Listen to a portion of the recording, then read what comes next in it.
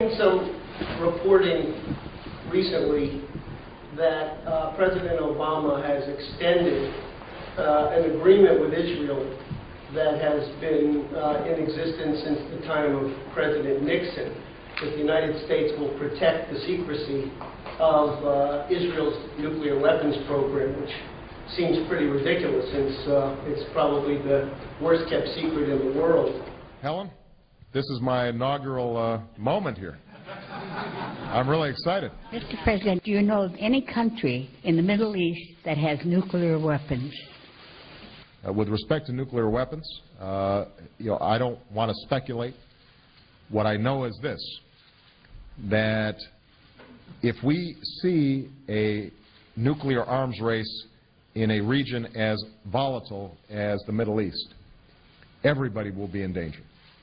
And one of my goals is to prevent nuclear proliferation generally. I think that it's important for the United States, in concert with Russia, to lead the way on this. Okay? All right. Sam. Helen Thomas asked Obama at his first news conference if he knew of any country in the Middle East which possessed nuclear weapons. He said he didn't want to speculate. Senator, do you know of any country in the Middle East that has nuclear weapons?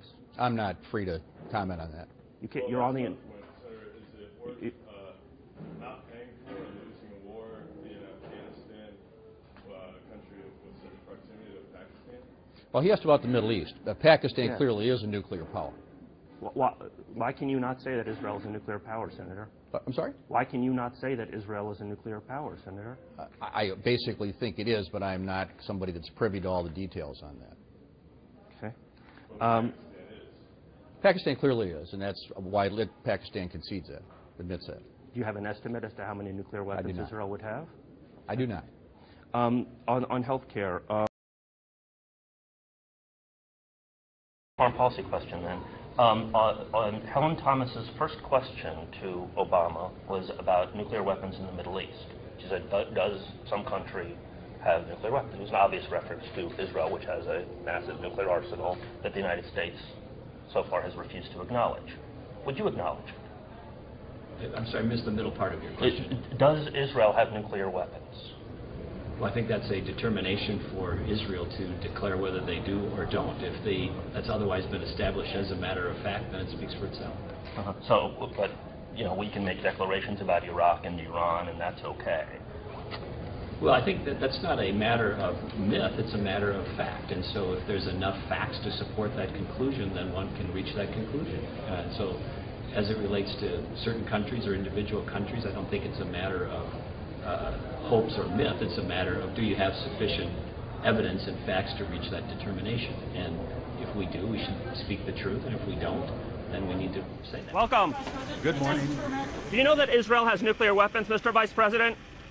Does Israel have nuclear weapons? Scott Wilson, Washington Post. Where's Scott? There we go. Thank you, Mr. President. You have spoken often about the need to bring U.S. policy in line with its treaty obligations internationally to eliminate the perception of hypocrisy that some of the world sees toward the United States and its allies. In that spirit and in that venue, will you call on Israel to declare its nuclear program and sign the Non-Proliferation Treaty? And if not, why wouldn't other countries see that as an incentive not to sign on to the treaty that you say is important to strengthen? Well, Scott, initially we were talking about U.S. behavior, and then suddenly we were talking about Israel. Let me talk about the United States. I do think that as part of the NPT, our obligation as the largest nuclear power in the world is to take steps to reducing our nuclear stockpile. And that's what the START Treaty was about, sending a message that we are going to meet our obligations.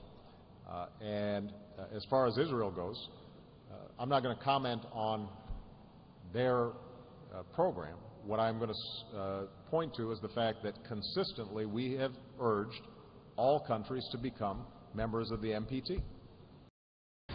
Senator, doesn't Israel have nuclear weapons, and doesn't that create volatility? And doesn't it cause resentment? That's part one. Doesn't Israel's possession cause volatility? And part two, doesn't the U.S. cause resentment by not acknowledging it? The U.S. government has never acknowledged that Israel has an active nuclear arsenal, which it does. What I believe, and I think most thoughtful people believe, is that Iran having a nuclear weapon and having a proliferation of nuclear weapons throughout the Middle East, because the odds are high that if Iran goes nuclear, that the Saudis will go nuclear, that the Egyptians will go nuclear, that the Jordanians may go nuclear, is not a good thing in the most volatile region of the world, which is why we need to use a thoughtful diplomatic process to deal with this issue in Iran. But you're not acknowledging that Israel has nuclear weapons. Senator, you're not acknowledging that Israel has nuclear weapons. Excuse me, I can't hear him, I'm sorry.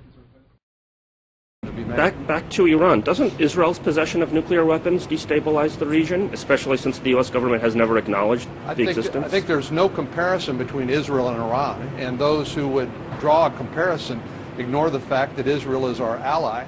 Now, you all realize that Israel is our ally, right? Okay, how many don't realize that?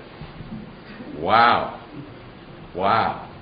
Folks, I got news for you. Israel is not our ally. Look it up in your Webster's.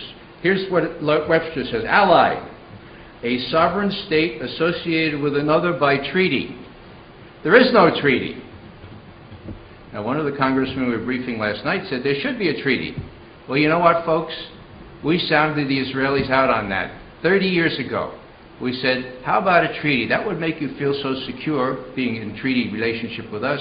Maybe you could give up the occupied territories. You know what the Israelis said? Thanks, but no thanks. We got the equivalent of a treaty. You know, you call us an ally anyway. And, you know, treaties require clearly defined international boundaries. And the Israelis didn't want any part of that. Okay? So, let's be aware of the rhetoric. Let's be aware that these things are realities. One of the congressmen said, well, it doesn't matter that there's no treaty. Well, I think it matters. I'm sort of a strict constructionist on things like that. And for the president and others to say that we're treaty bound to spring to Israel's defense if it gets in trouble, even by its own provocation, you know, that's really a distortion of the Constitution. It's a distortion of what George Washington warned about when he talked about passionate attachments of one country to another.